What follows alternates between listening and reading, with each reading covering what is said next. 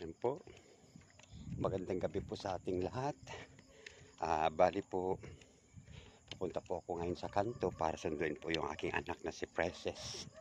Galing po siya ng school. Yung oras na po ngayon. Bali mag-aalas 9 na po ng gabi. Yan po, medyo madilim na po banda po dito. Ano po? Yan po.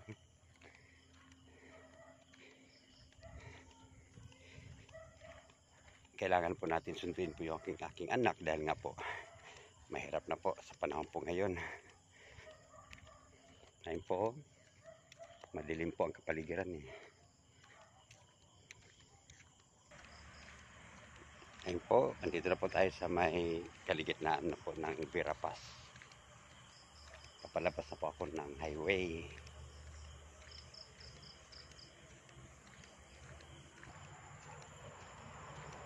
Dati-rati po pag manunundo po ako, kasama ko po yung aking isang apo na si Duway. Kaso nga lang po, ayan doon na po siya nag-aaral po sa Maribeles. Kaya nag-iisa na lang po ako na susundo po kay Princess po sa kanto. Ayun po, malapit na po tayo sa kanto. Ayun po.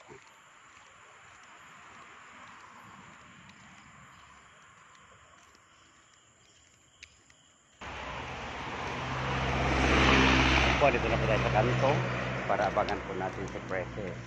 Wala pa po yung kanyang sinasakyan na bus. Ito po, highway na po tayo. Ito po.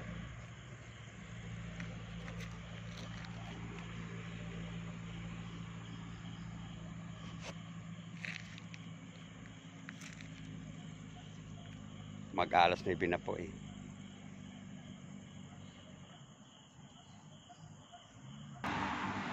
Nandito po tayo ngayon sa highway. Ano po, abangan ko po si Princess.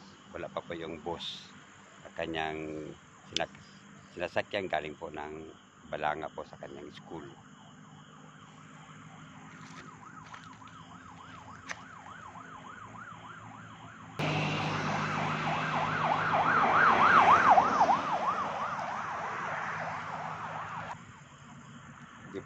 Nandito po tayo ngayon sa highway na po.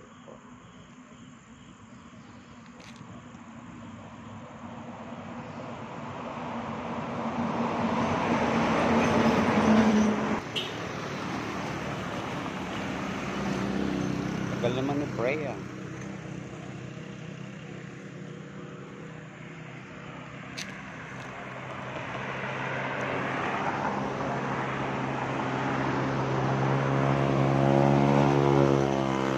Ayun na pala, dumating na si Freya.